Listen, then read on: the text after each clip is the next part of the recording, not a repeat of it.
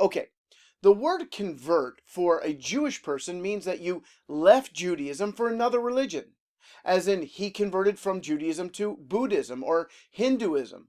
However, one thing we don't see in the New Covenant is anyone, and I mean anyone, converting from Judaism to another religion. To understand what I'm saying, you need to read the New Covenant, divorcing yourself from what you've been taught. Just read it as if you're reading it for the very first time. It's a story first and foremost about a man, a Jewish man, who came from heaven and lived amongst his people until he died for them and the world as an offering for sin. His story was foretold by the ancient Hebrew prophets. They told us where he would be born, that he would be of the line of David, how he would die, that he would rise from the dead, and that his own people would reject him. Of course, they didn't all reject him. In fact, just in Jerusalem alone, there were tens of thousands of Jewish people who believed in Yeshua, and none of them converted to a new religion in order to believe that he was the Messiah. We only find the word convert used in the New Covenant a few times, depending on which version you read. And it exclusively refers to Gentiles who converted from paganism to Judaism. The Greek word is the same word from which we get the English proselyte. In a few cases, such as 2 Corinthians 16:15, English translations speak of Gentiles becoming converts to New Covenant faith.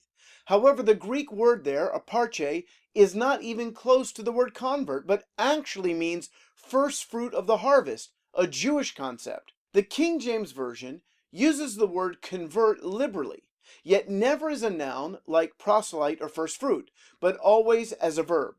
The Greek word is epistrepho. Epistrepho is translated properly in most modern translation, and it doesn't mean convert as we understand it, but it literally means to turn, as in turning to the Lord, as in repent. One of the oldest English manuscripts is John Wycliffe's, and he translated Acts 9:35 like this. It speaks about a revival that took place amongst Jewish people. And all the men that dwelt in Lydda and Sharon saw which were converted to the Lord. Every other translation I checked uses the phrase turn to the Lord, not converted. What does that tell us?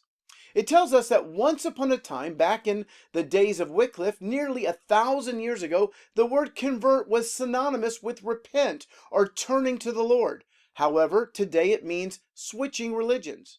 Okay, enough with the $3 words. There's an important point here.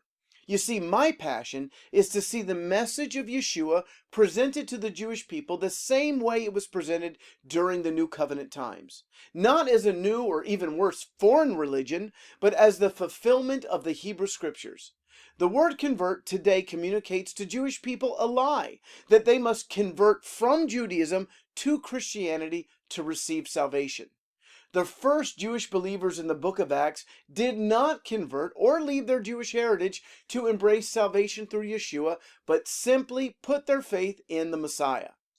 That is why this seemingly meaningless teaching about the word convert is actually quite important.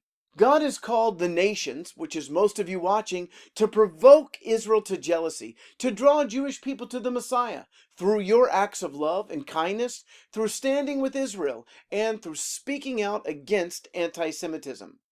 In doing this, it is important that you seek not to make Jewish converts, but to introduce Jewish people to their Messiah. I hope this video has been a great blessing to you, and to get my free ebook,